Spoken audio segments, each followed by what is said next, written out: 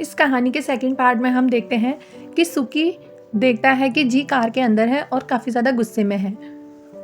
सुकी जी से पूछता है कि तुम्हें क्या हुआ है, तुम इतने गुस्से में क्यों हो। जी सुकी से कहती है कि मैं ठीक हूँ और चलो हमें अब काम के लिए लेट हो रहा है। अब जब जी और सुकी जा रहे होते हैं तो उन्हें पिम और उसकी सेक्रेटरी मिल जाते हैं और पिम जी को कहती है कि तुम अपने घर से जेल कब जा रही हो, जिस पर जी को बहुत गुस्सा आता है और सुकी उसको वहाँ से लेके चले जाता है।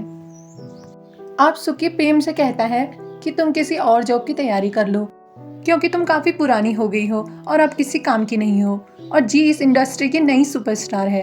तो पिम को इस पर बहुत गुस्सा आता है और सुकी भी अब यहाँ पे पिम को अच्छा सबक सिखाता है।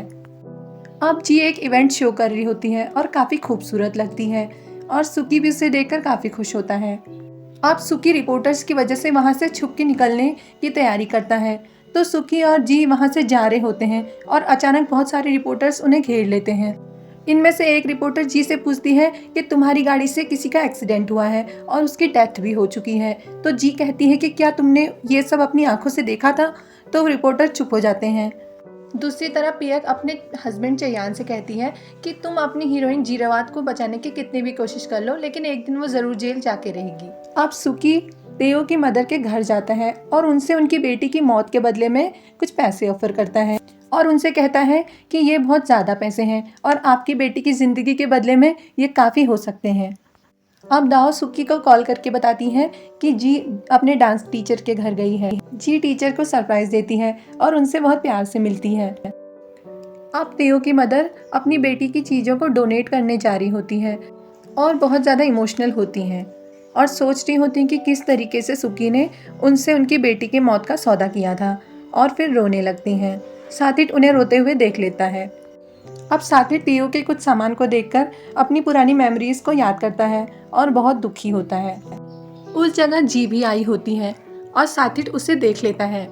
जी वहां से भागने की कोशिश करती है पर साथित उसके सामने चले जाता है और उससे कहता है कि तुम अपने पैसों से किसी की जिंदगी नहीं खरीद सकती।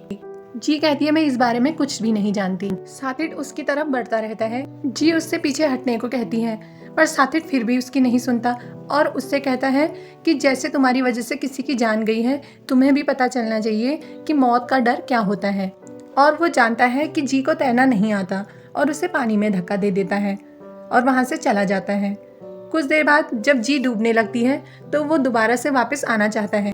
यहाँ पर साथित जी को ना चाहते हुए भी बचाना चाहता है पर देखता है कि कुछ लोगों ने जी को बचा लिया है।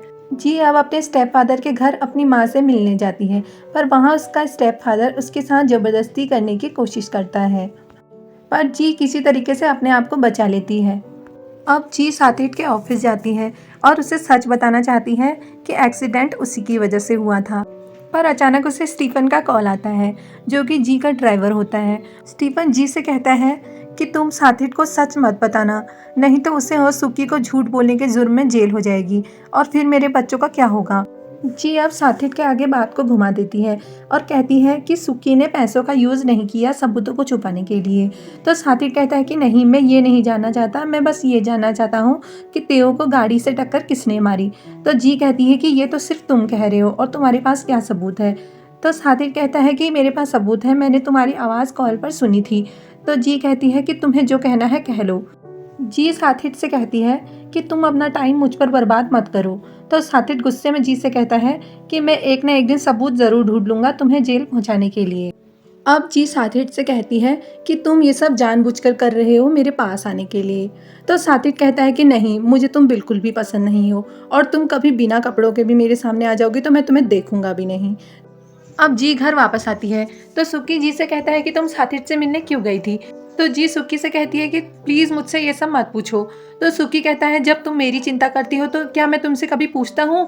और सुकी जी से कहता है कि ना मैं तुम्हारा भाई हूँ और ना मैं तुम्हारा कोई फ्रेंड हूँ और मैं सिर्फ एक मैनेजर हूँ, तो तुम अब एक नया मैनेजर ढूंढ सकती हो। बाद में जी को भी रियलाइज़ हो ही जाता है कि सुकी हमेशा एक भाई की तरह उसके केयर करता है। तो जी भी सुकी को मना ही लेती है। अब नेक्स्ट सीन में चयान पियक के फादर से मिलने जाता है जो कि उसके ड्रामा के प्रोड्यूसर होते हैं और वहाँ उसे जी मिलती है तो वो उससे कॉफ़ी के लिए पूछता है और कुछ देर बाद वहाँ पियक साथित के साथ पहुँचती है। पिया को अपने डैड से मिलने के बाद पता चलता है कि अभी जी और चयान यहीं आए थे और वो अब कॉफ़ी पीने चले गए हैं। तो पिया को बहुत गुस्सा आता है और वो साथी के साथ मिलके चयान और जी को ढूंढने लग जाती है।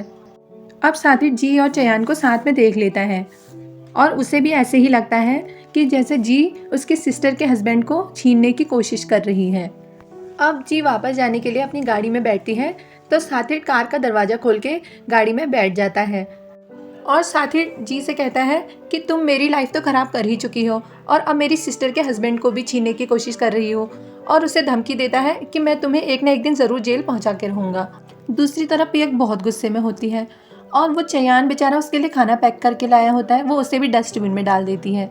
इधर पियक के फादर साथी से जी का केस छोड़ने के लिए रिक्वेस्ट करते हैं क्योंकि वो जी के ड्रामा के प्रोड्यूसर होते हैं।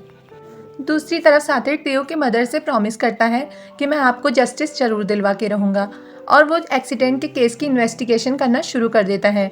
ये बात चिता को भी पता चल जाती है। तो जैसे ही साथी पार्किंग लॉट के एम्प्लॉय से मिलकर बाहर निकलता है तो चिता के गुंडे उस पर हमला कर देते हैं और उसे बुरे तरीके से पीटते हैं।